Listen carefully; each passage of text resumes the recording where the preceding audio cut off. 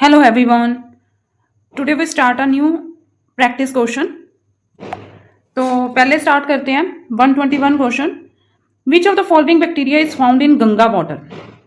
तो गंगा वाटर में जो मेजर बैक्टीरिया की वैरायटी फॉर्म हुई है that is a coliform bacteria which is very harmful.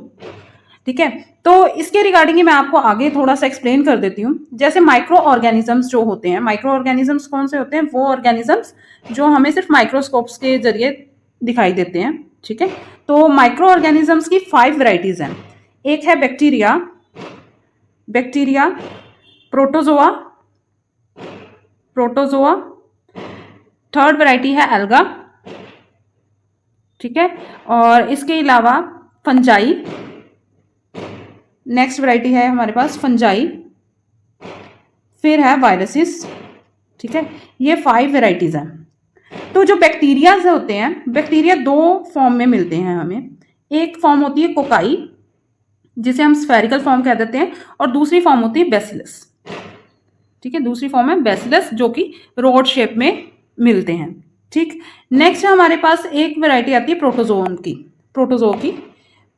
के अंदर जो सबसे ज्यादा एग्जाम्पल्स हैं वो है अमीबा की. अमीबा जो है वो प्रोटोजोआ फैमिली से बिलोंग करता है. फिर अमीबा के अलावा पैरामीशियम. ठीक है, पैरामीशियम के साथ साथ युगलीना, और एक बहुत ही फेमस प्रोटोजोआ है दैट इज अ प्लाज्मोडियम. ये प्लाज्मोडियम क्या करता है? ये कॉज करता है मलेरिया को. ठीक है, प्लाज्मोडियम कॉजेज अ मलेरिया. ये प्रोटोजोआ की टाइप में आता है. फंजाई के अंदर हमारे पास जो आता है that is a bread mould. जो ब्रेड के ऊपर जो फंगस लगती है वो ब्रेड माउल्ड, और उसे राइजोपस भी बोल देते हैं. ठीक है, तो ये आते हैं. वायरसेस के अंदर हम देखें तो वायरसेस के अंदर हमारे पास आते हैं HIV वायरसेस, कोरोना वायरसेस. ठीक है, कोरोना वायरसेस, इन्फ्लुएंजा वायरस, ये मेन वायरसेस की एग्जाम्पल है. नेक्स्ट हमारे पास है question, which of the following does not conduct electricity. अब एक बात जान लो कि जब इलेक्ट्रिसिटी को कंडक्ट करना है उसके लिए आयंस फॉर्मेशन बहुत जरूरी होती है. ठीक है, आयंस का बनना बहुत जरूरी है, और आयंस होंगे तो ही इलेक्ट्रिसिटी जो है वो कंडक्ट हो सकती है. आयंस क्या होते हैं? जब अपने कंपाउंड्स जो हैं वो पॉजिटिव और नेगेटिव फॉर्म में टूट जाए, ब्रेक हो जाए, उनको हम कहते हैं आयंस. जैसे NaCl क्या है? नमक है. जब इसको हम पानी के अंदर डिसॉल्व करते हैं तो ये सोडियम आयन और क्लोराइड आयन के अंदर चेंज हो जाते हैं. तो जब ये आयंस बन जाते हैं तो ये आयंस क्या है? मूव करते हैं और इलेक्ट्रिसिटी को कंडक्ट करते हैं. नाउ उसने पूछा which of the following does not conduct electricity. इसमें से कौन सा है जो इलेक्ट्रिसिटी को कंडक्ट नहीं करेगा? तो वो है सॉलिड NaCl. जो सॉलिड NaCl है वो इलेक्ट्रिसिटी को कंडक्ट नहीं करेगा, तो आंसर हमारा सॉलिड NaCl होगा. नेक्स्ट है the presence of starch in raw food can be tested with. अगर हमें रॉ फूड के अंदर स्टार्च को टेस्ट करना है तो कौन सा सोल्यूशन लेंगे? वो लेंगे डिल्यूट आयोडीन सोल्यूशन. अब जो आयोडीन सोल्यूशन होता है वो होता है गोल्डन येलो कलर का. ठीक है, वैसे कौन सा कलर का होता है? गोल्डन येलो का. अगर फूड के अंदर स्टार्च प्रेजेंट है तो क्या होगा? ये हमें प्रोवाइड करेगा dark blue black colour provide करेगा. अगर स्टार्च नहीं है तो ये गोल्डन येलो ही रह जाएगा. ठीक, नेक्स्ट है if the energy available to the plants from the sun is 20,000 joule, what would be the energy available to the lion in the food chain. ठीक है, ये हमें फूड चेन दी है. जो फूड चेन होती है ना वो कुछ इस तरह से बनाते हैं हम ट्रॉपिकल लेवल. उसके सबसे पहले आते हैं प्रोड्यूसर, मतलब जो प्लांट जो खाना बनाते हैं. ठीक है, प्लांट.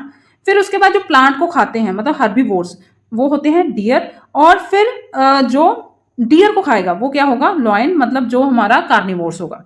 मतलब फर्स्ट लेवल पे हमारे पास प्रोड्यूसर्स होते हैं, सेकंड लेवल पे हमारे पास हर्बीवोर्स होते हैं, और थर्ड लेवल पे हमारे पास कार्निवोर्स होते हैं. अब जो इनकी एनर्जी ट्रांसफर होती है तो अकॉर्डिंग टू 10% रूल की जो एनर्जी एक आपके ट्रॉपिकल लेवल से जब दूसरे ट्रॉपिकल लेवल में जाएगी तो वो 10% क्या करेगी? डिक्रीज कर जाएगी. जो एनर्जी होगी वो क्या करेगी? 10% डिक्रीज हो जाएगी जब एक लेवल से दूसरे लेवल जाएगी. मतलब अगर 20,000 जूल प्लांट के पास एनर्जी है, ठीक है, if energy available to plants from the 20,000 joule. तो इसमें से अब जब डियर के पास जाएगी तो 10% क्या हो जाएगी, डिक्रीज हो जाएगी।